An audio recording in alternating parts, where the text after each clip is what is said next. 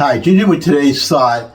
And as I'm recording this, the day before you're seeing it, the postmortems are still occurring on the Democratic side, and they seem to be following the same, the same theme, which is that they did nothing wrong, and, that their policies, the policies are right, but either they didn't explain them well enough, or we, the voters, were too stupid to understand them, or the latest one I heard is regarding Hispanic voters, that why are they voting against their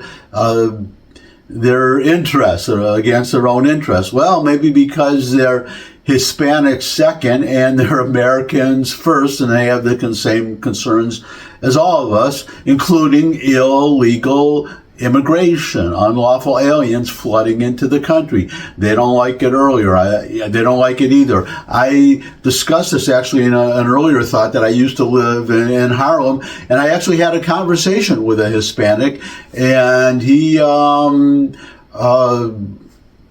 was strongly anti-unlawful immigration, and this is going back, this has to be 5 or 6 years ago, way before Trump became president.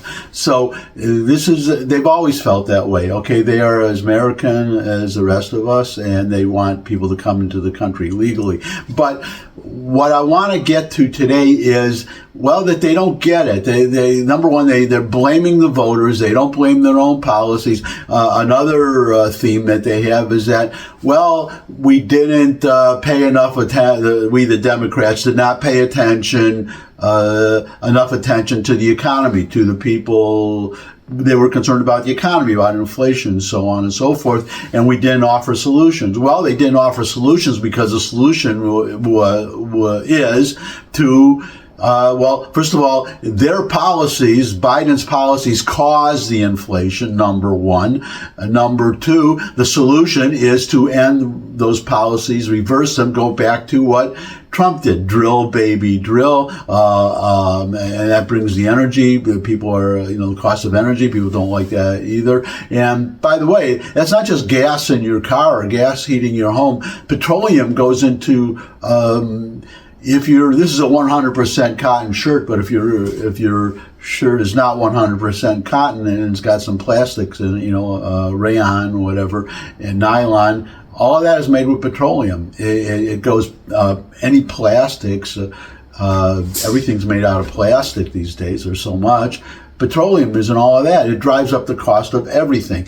And so on and so forth. But what they are trying to do, what they are agonizing over, and this is what they really don't get and what they really don't understand, is they're saying how, even young people who are supposed to be overwhelmingly Democratic, they voted, especially young men, they voted for Trump. He won among them, I understand. He got 40% of the Hispanic vote. He got 25% of the black vote, which, by the way, is significant, because if that continues going forward, Democrats will never win another election. Period. They need at least 80% to win, and preferably 85%. If they consistently get 75%, and then the black men are misogynist. They can't vote for a woman, and none of us can vote for a black woman. We're all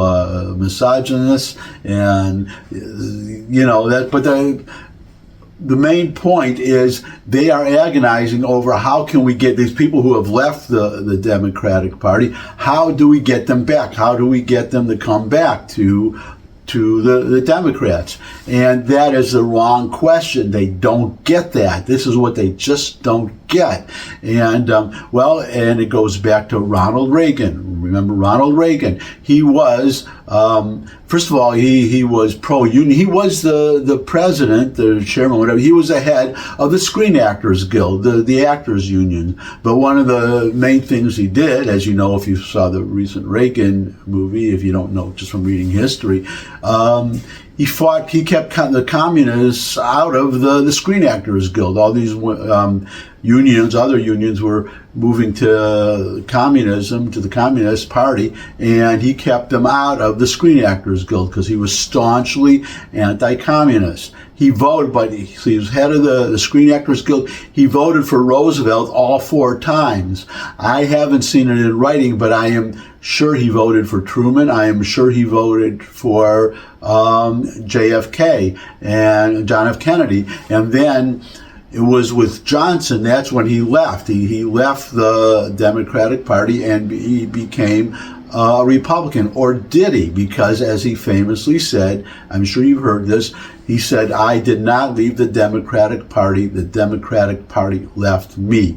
And that's what our friends on the left do not get. That the people who left, who voted for Trump, they are right where they should be. They do not have to move an inch. The Democratic Party has to move to them, back to them.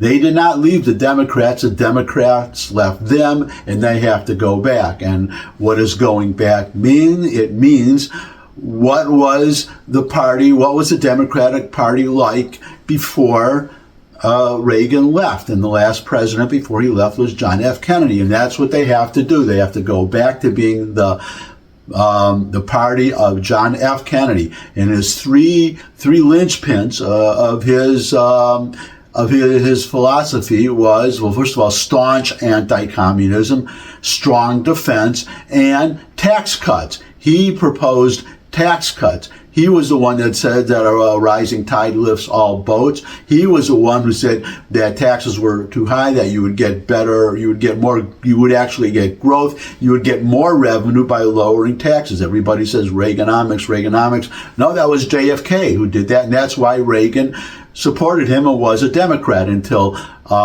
Johnson, well, he did it to his credit, he did enact the tax cuts, but then he came along with Great Society and Medicare and making more people more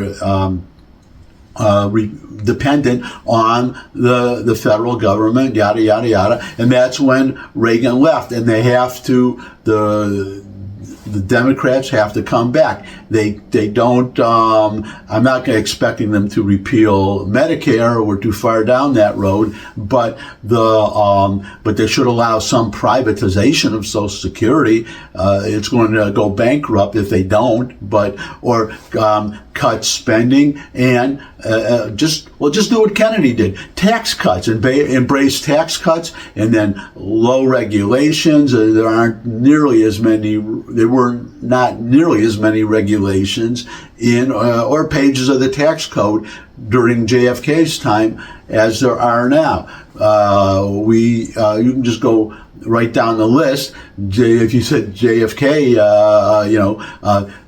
to multiple sexes, pick your own sex. Somebody like Rachel Levine in the government, open embracing of making gender dysphoria, now normalizing it instead of, and the suicide rate, by the way, against gender dysphobics is something like, well, it's up. I'm going to say 25% that I heard, but I could say that could be high. But the thing is that was not the Democratic platform when JFK was president. You didn't have to ask him to define a woman. Well, if anybody knows what a woman is, it was, he slept with zillions of them. It would be John F. Kennedy. But so the point is, I'll just reiterate it, and then that'll be it for today, is that the people who voted for Trump did not leave the Democratic Party. The Democratic Party left them. They have to get rid of they have to stop electing, the rank and file have to stop electing people like Rashida Tlaib and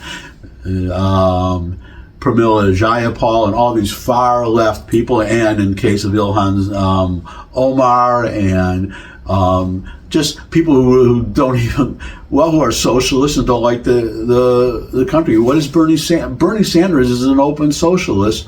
What is he doing? Well, he's not in the Democratic Party, so I'll take that back.